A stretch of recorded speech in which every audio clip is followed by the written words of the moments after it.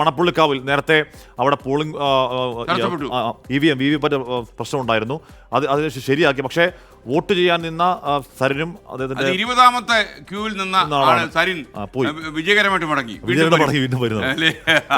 വിജയകുമാർ അപ്പൊ സരിനും സൗമ്യ സരിനും അവിടെ നിന്ന് പിന്നെയും പോയ അരമണിക്കൂർ പോകും, അത് കാരണം പോയിട്ട് വരാം എന്ന് പറഞ്ഞല്ലേ പോയത്?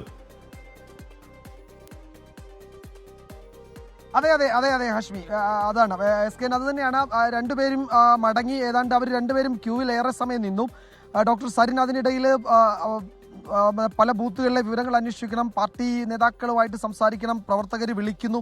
അപ്പോൾ അതുകൊണ്ട് എന്താ കുറച്ച് സമയം കൂടി ബൂത്തിൽ നിന്നാൽ ഒരു പക്ഷേ മറ്റു കാര്യങ്ങൾ വൈകും എന്നതുകൊണ്ട് ഇവിടുത്തെ തിരക്ക് കുറയുന്ന മുറയ്ക്ക് വരാം എന്ന് പറഞ്ഞ് ഡോക്ടർ സരിനും ഡോക്ടർ സൗമ്യയും ഇവിടെ നിന്ന് മടങ്ങിയിട്ടുണ്ട്. അല്പസമയത്തിനകം അവർ തിരികെ വരും എന്നാണ് അറിയിച്ചിരിക്കുന്നത്. ഇവിടെ പോളിംഗ് പുരോഗമിക്കുകയാണ്. വോട്ട് ചെയ്തോ ഏട്ടാ?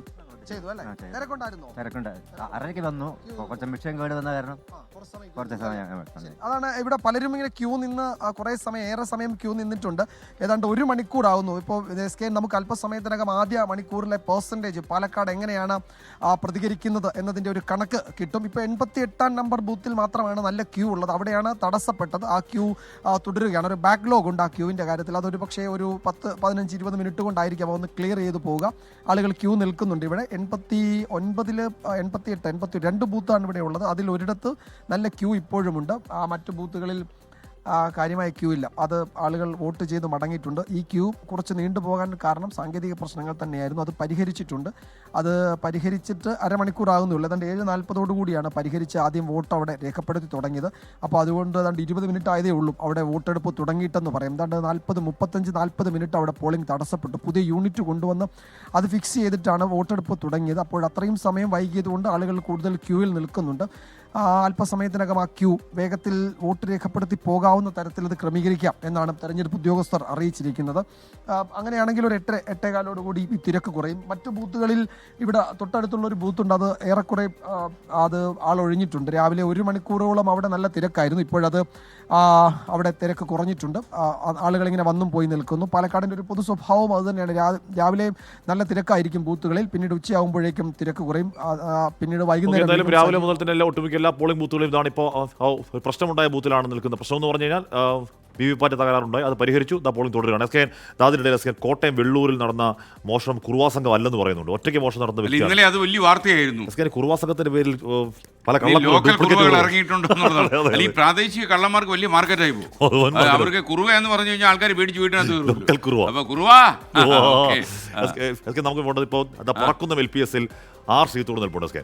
അപ്പോൾ സീത്ത് ഒട്ടുമിക്ക എല്ലാ ബൂത്തുകളും എന്ന് പറഞ്ഞാൽ രാഷ്ട്രീയ ഭേദമില്ല, അല്ലെങ്കിൽ രാഷ്ട്രീയ സ്വാധീനമുള്ള ഓരോ പഞ്ചായത്തിൽ നിന്ന് മാറ്റി നിർത്തുക. എല്ലായിടത്തും ഒരുപോലെ പോളിംഗ് ബൂത്തുകളിൽ വോട്ടർമാർ അത്യാവശ്യം നീണ്ട നിരയാണെങ്കിൽ വയനാട് എന്തായാലും സംഭവിക്കില്ല, അത് ഉറപ്പിക്കാം. സീത്ത് രാവിലെ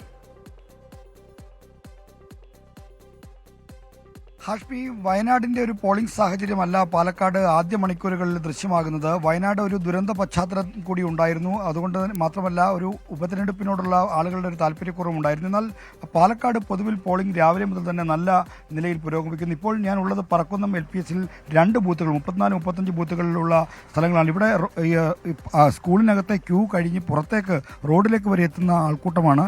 പുരുഷന്മാർക്കും സ്ത്രീകൾക്കും 2 വ്യത്യസ്തമായ ക്യൂ ഉള്ളതുകൊണ്ട് തന്നെ സ്ത്രീകൾക്ക് വേഗത്തിൽ വോട്ട് ചെയ്യാൻ കഴിഞ്ഞു പോകും. എന്നാൽ പുരുഷന്മാർക്കാണ് കൂടുതൽ നേരം ക്യൂ നിൽക്കേണ്ടി വരുന്നത്.